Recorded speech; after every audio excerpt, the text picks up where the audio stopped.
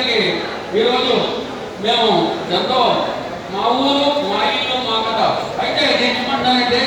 మేము నాన్నగారు చెర్ల వెంకటరెడ్డి గారికి వాళ్ళ నాన్నగారు చెర్ల సోమనాథ రెడ్డి గారు అప్పటి కూడా గోదావరి వచ్చిన 1982లో కూడా ఎవరికి ఏం పరిస్థితుల్లో కూడా భోజనాలు పెట్టి కొత్తపేట అంటే కోనసీమ అంటే గుండెకాయ ఈ కొత్తపేటలో ఇలాంటి సింహం ఉందంటే మనం ఎంతో అదృష్టం చేస్తున్నాం. మీరు అర్థం రెడ్డి గారు బిడ్డ మన సింహం మన సింహాన్ని మన కొత్తపేటలో వ్యాప్తి కట్టే